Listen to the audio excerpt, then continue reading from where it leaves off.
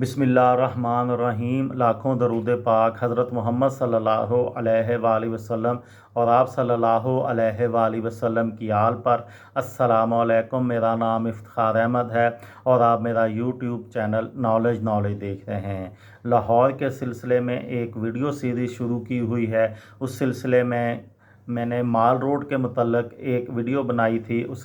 अब मैं आपकी खिदमत में ये वीडियो बना रहा हूँ कि माल रोड पे जो तारीख़ी इमारत हैं। आज की वीडियो का अनवान है एचिसन कॉलेज और एडमिनिस्ट्रेटिव स्टाफ कॉलेज।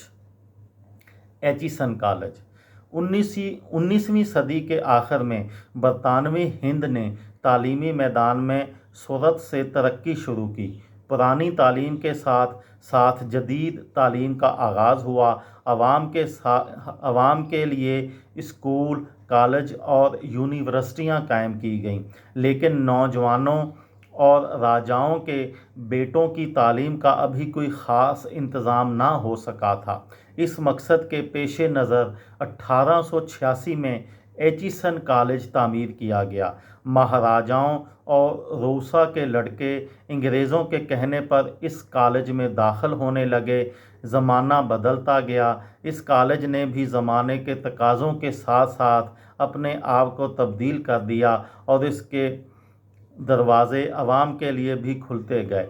पाकिस्तान बनने के बाद ये कॉलेज एक कौमी अदारा बन गया। इस अदारे ने पाकिस्तान को सदर, वज़ीर आज़म, वज़ीर और बड़े बड़े अफसर पैदा करके दिए। एडमिनिस्ट्रेटिव कॉलेज गवर्नर हाउस के बाईं जानब बड़े बड़े सतूनों पर खड़ी एक वसी इमारत है, जिसे अब पाकिस्तान एडमिनिस्ट्रेटिव कॉलेज कहा जाता है।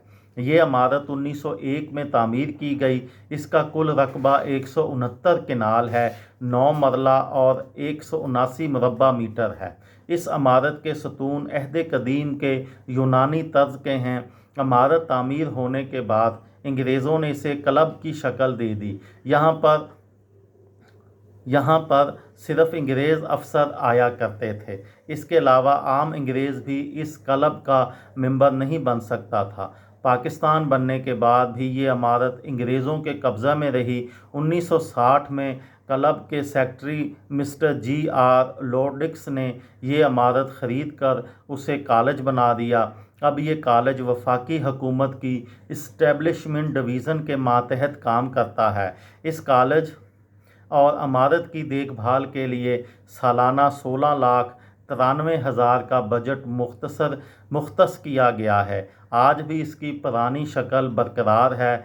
ज़राए के मुताबिक जब इस इमारत को कॉलेज में तब्दील किया गया तो यहाँ पर करोड़ों रुपए की नवादरात भी मौजूद थीं, जिनमें आला किस्म का फर्नीचर और दूसरा सामान भी था। लेकिन वक्त गुजरने के साथ साथ बाज़ चीज़ें गायब हो गई हैं। अब सिर्फ एक बिलियर्ड टेबल और बाथरूम की आधी टेबल मौजूद है।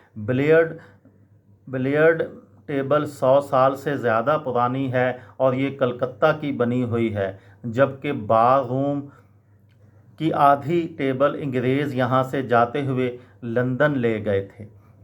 इसके अलावा आज भी डाइनिंग हॉल और ड्राइंग रूम में नायाब लकड़ी का बना हुआ फर्नीचर मौजूद है। ये थी मेरी आज की वीडियो। किसी दोस्त को, किसी भाई को, किसी बहन को फ़ायदा हो तो मुझे दुआओं में याद रखिएगा।